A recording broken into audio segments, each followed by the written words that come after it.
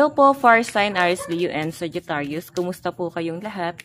Okay, so Fire Sign, maraming salamat po sa walang sawang pagsubaybay sa ating pong daily horoscope. And kung ikaw ay bago pa lang sa ating channel, mag-subscribe na po kayo. And i-click mo na rin yung ating notification bell para lagi kang updated sa ating mga bagong upload. Okay, Fire Sign, tignan natin ano ba yung focus ng energy mo ngayon. Meron tayong 5 of Pentacles. Oh. So, nakikita ko guys, pwedeng nagkakaroon ng conflict sa pera. Ayan, ang dami nyo siguro guys bayarin, binibili. Ang dami nyo guys option. Naguguluhan yung iba sa inyo. Actually, meron pa naman guys, no? Ayun, no? May natatabi ka daw na pera dito. Ayun, no? Ang problema lang guys, ang dami siguro guys responsibility. Pwedeng ang daming ano. Ayan, no? Ang daming binabayaran ng mga fire sign. So, maging limitado kayo guys sa mga paglabas-labas mo ng pera. Okay? Maging ano ka, mapanuri kasi baka ginagamit ka, nakokontrol ka, napapaigot ka. Yun po yung nakikita ko rito. So, magiging maingat na lang kayo guys. Ayun, no? May nagsisinungaling sa inyo. Okay? So, pwedeng, alam niyo yun, pinapakita sa inyo guys is maganda, pero hindi nyo guys alam, baka namamanipula ka nitong taong to. Okay, minamanipula ka nila kasi nga, alam mo yon, ikaw pa rin yung tutulong sa kanila eh. Or pwede ikaw yung tutulong sa kanya. Ikaw yung meron ngayon. So, mag-ingat ka sa taong to kasi baka pinaperahan ka. Tapos tignan mo yung ano mo, energy mo. Actually, yung iba sa inyo, sa ano, pwedeng sa connection mo sa pamilya mo, sa kaibigan mo. Basta meron kang tao dito na tinitignan. Kung sa kaibigan to, mararamdaman nyo na parang pinapasan nyo na siya. Parang naging responsibilidad nyo na kahit hindi nyo naman guys kamag-anak yung taong yun. Or kung hindi nyo naman guys kaano-ano. Ano ba to? Lagi guys nagpapalibre sa inyo? Para kang laging inuobliga nitong taong to. Okay? So, tignan pa natin. Fire sign, Aries, Leo, Sagittarius.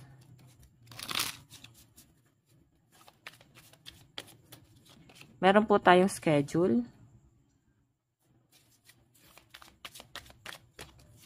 Meron tayong strategy.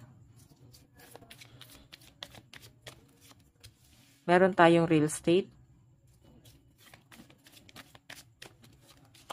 Meron tayong care.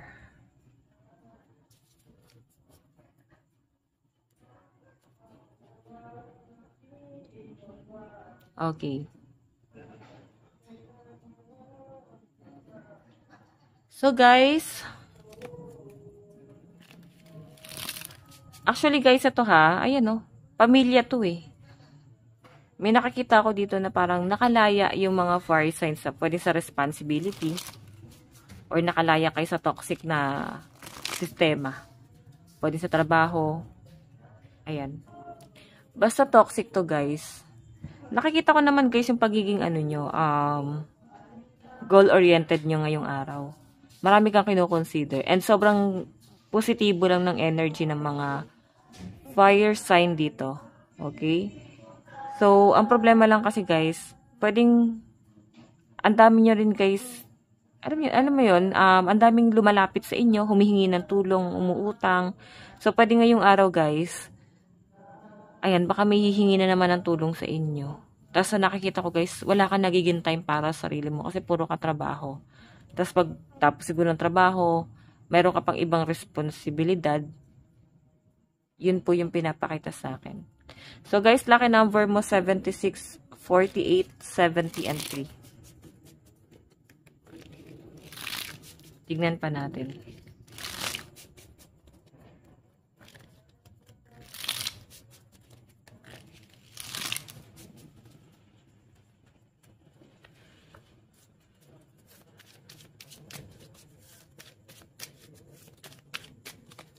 Meron tayong, ayan, the tower, schedule.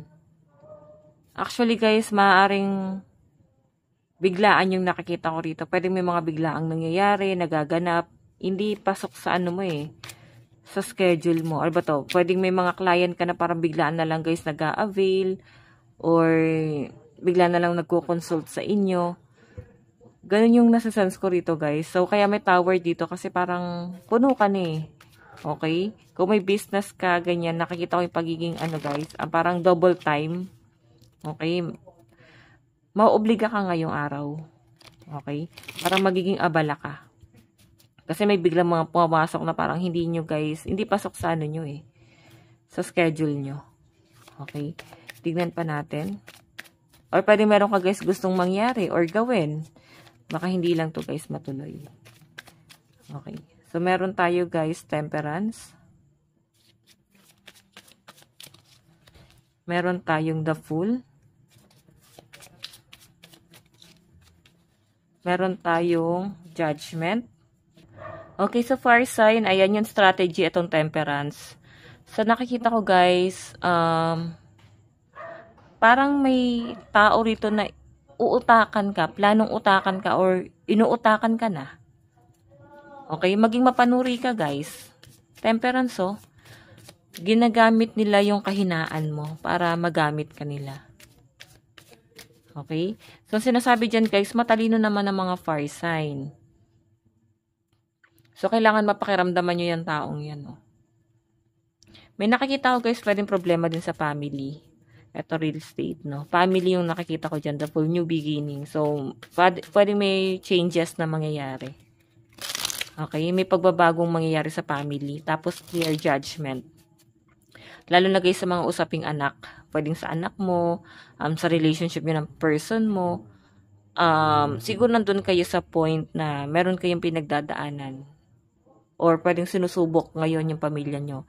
Nakikita ko rin sa mga fire sign, parang naguguluhan kayo sa mga nangyayari. Hindi kayo aware sa mga nangyayari. Sa loob ng tahanan. Okay? So, ayan, nakikita ko rin guys, meron kang pinipilit dito na mangyari. Then, sa kagustuhan mo guys na mangyari yung bagay na yon, sacrifice mo yung ipon mo, yung pera mo na ilalabas mo.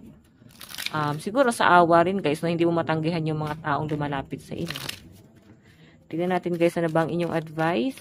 Fire sign, meron tayong attend to the details. Okay?